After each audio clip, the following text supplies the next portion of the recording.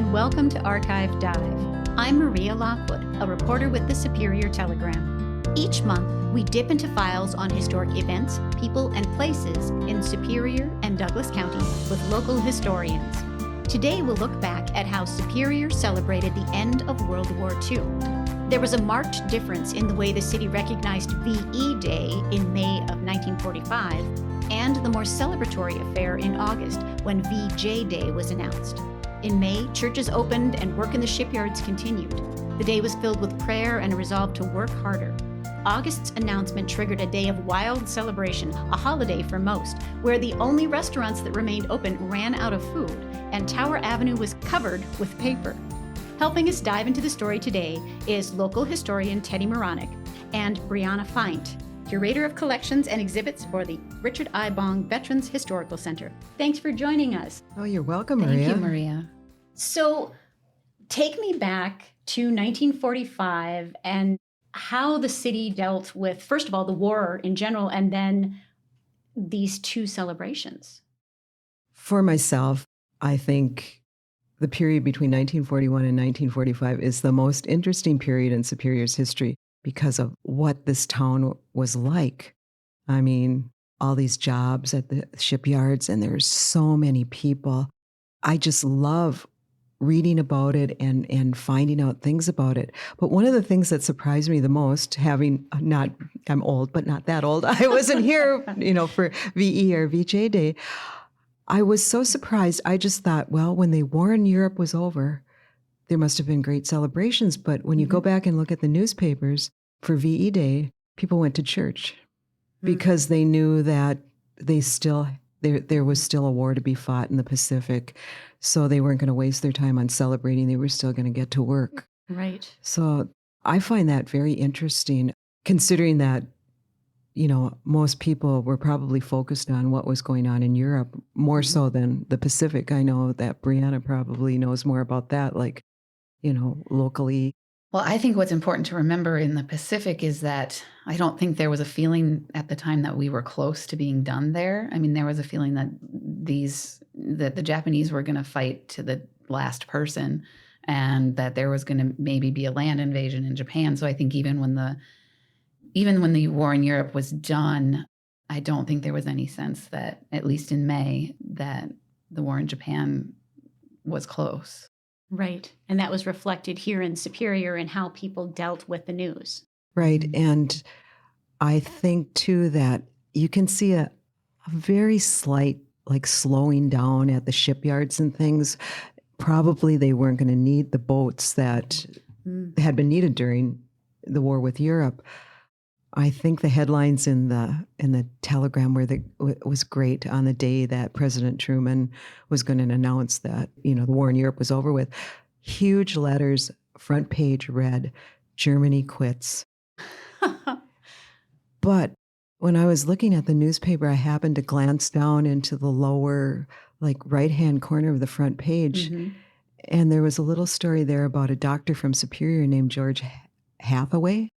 And he had been with Patton's army. He had been involved in, crossing Europe as they were liberating the other countries. And he ended up at Dachau.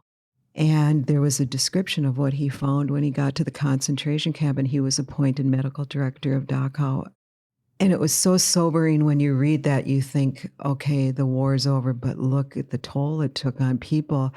And I came across this time after time that I hadn't realized there were that many prisoners of war from Superior, and they were coming back and telling their stories to the reporters in the Telegram, and they're just heartbreaking.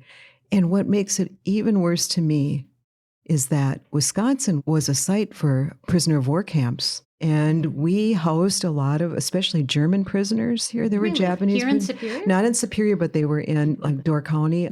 They were in Cumberland, I believe. There were many prisoners of war camps throughout the country, but in Wisconsin, in the double digits. I don't know the exact number, but there was many POW camps, and they were shipped out a lot to help farmers and to help manual labor.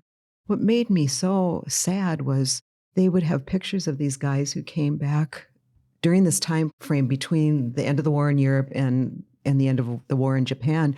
they had liberated all of these concentration camps, and these guys came back to the United States who had been held prisoner there, some of them for months, and they were so skinny. They were so, and then they admitted themselves that they had lost so much weight because there was no food.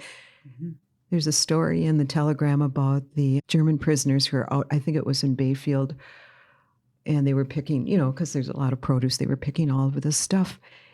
And they look so happy and healthy, and they're out there in the fields. And I thought, well, in a way, that makes me really proud that the United States was following these rules that had been set forth, that, this is how you treat prisoners of war. And they weren't doing that in Germany or Japan. And these poor men and the poor people who were in these camps, there were 32,000 prisoners in Dachau that they liberated. And, you think, in one hand, you think, oh, I'm glad the war is over, but look at the toll it took. Look at what happened to this world because of one man deciding that he wanted to be in charge. But it was very somber in Superior, I think, because you're right. They knew that there was still, a fight ahead. Right. We talked a little bit about the shipbuilding. How many ships did Superior build during that time? Between the two? Between VE and VJ, or just... For the war. I don't know what do you know the exact? It's 168, I believe. That's wow. The shipyards, do you know when that kicked off? It went up till 45? 41 to 45. 41 to 45. Period. Yeah. 168 ships between and there was 5 shipbuilding in the Twin Ports. So Duluth and Superior. Yes. And were those ships used mostly in Europe or in Japan? I think both. They used a lot of cargo ships, because they lost so many ships for the Battle of the Atlantic. They were destroyed, a lot of them. But I think they destroyed more German submarines, the Allies did, than they did the cargo ships. But I think they were replacing them really quickly until they figured out how to fight these submarine attacks. Right. But how many people were engaged in building the ships? Did I read at one time, because they had the Riverside Yard too, which is in Duluth. Did I read one time they employed 5,000 people? There were a lot of people that came in and lived in trailers on, vacant spaces that were set up as trailer parks. Right. So this whole Superior was devoted to the war effort. Definitely, absolutely. Yeah. And then we had Dick Bong. And that was something that I think held people together, and could see he was the face of who's fighting in the war. Well, it's a guy. It's our local boy. He's our local boy who grew up here.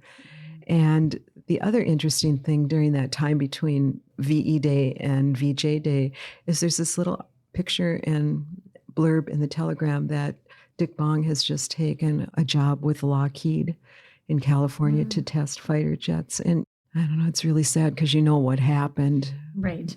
But I was kind of amazed that there wasn't a bigger celebration on VE Day, because I just for some reason thought there would be, but they closed all the bars. You could not get a drink in Superior. As soon as Truman came on and he announced that Germany had quit, it was like in the afternoon, so they closed the bars that evening. It was 24 hours. Wow. But they said people just their mindset wasn't there.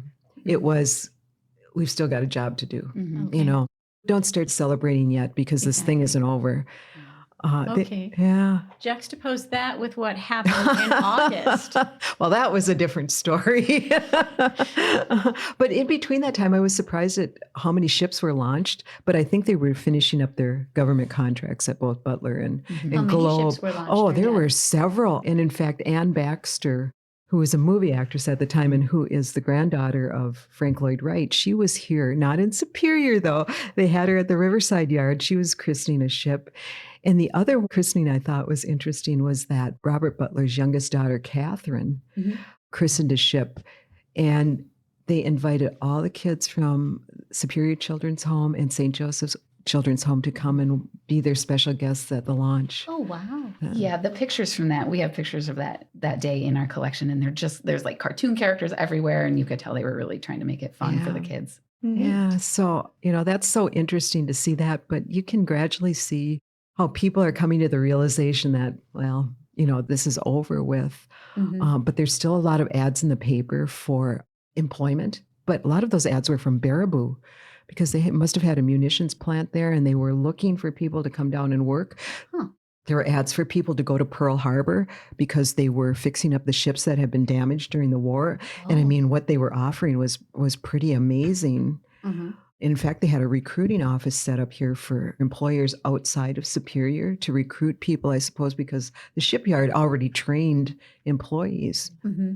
And they interviewed the women who worked at the shipyard and asked them, what are you going to do after the war?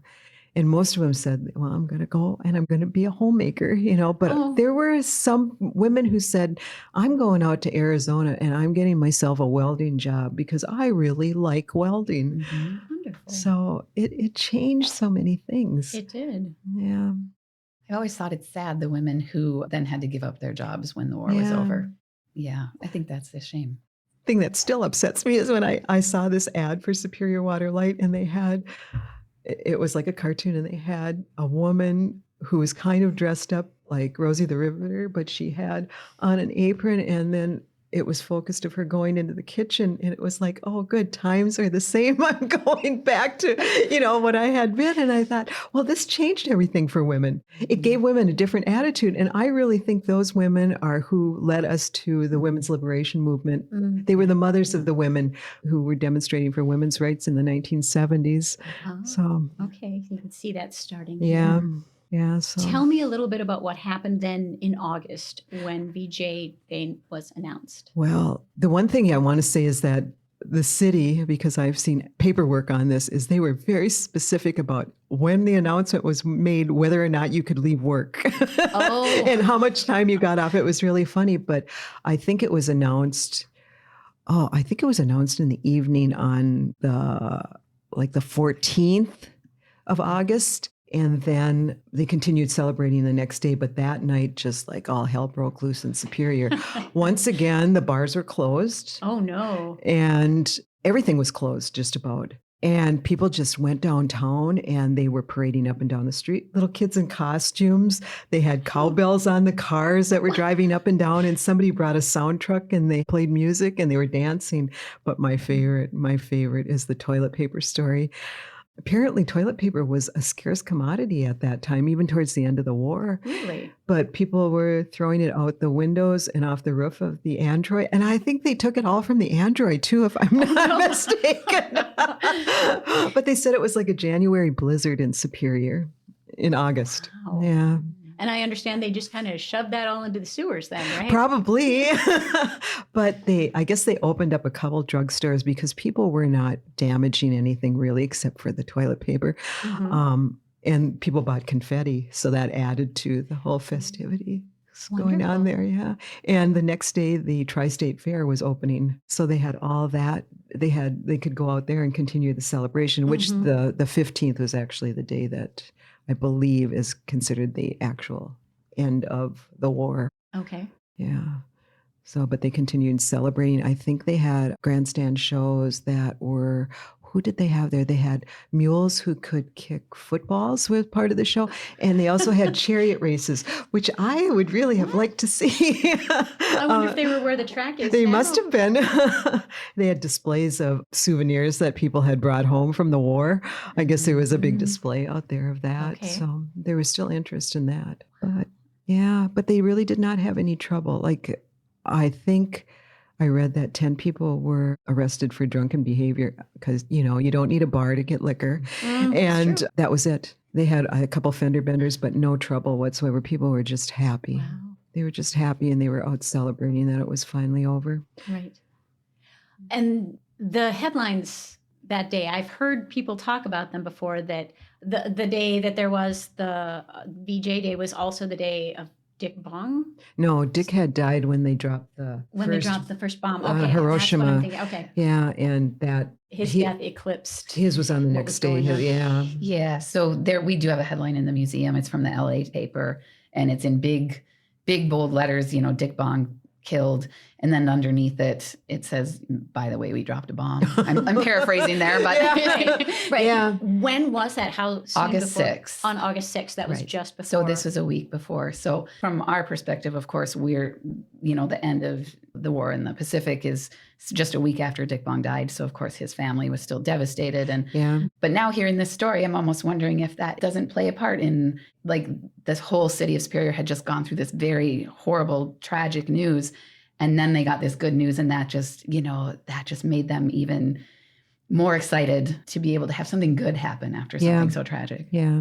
It surprised me that they started talking immediately about a memorial to Dick. Oh, yes. I mean, it was just like right away. The day after he died. Mm-hmm. They were talking about it because he meant so much to everybody here, Yeah. He was our emblem of the fight in World War II. It's surprising how quickly people started to think about the future. They had come forward, I think, was it Farmers Union? There was going to be a new grain elevator built. I mean, it was like, boom, the war's over with Japan. Okay, we're going to build this grain elevator. Oh, wow. And the other thing I discovered, I can't remember what I was reading. There was this little notice that said it was brought before Congress, the proposal of having a bridge go over the St. Louis River between Minnesota and Wisconsin.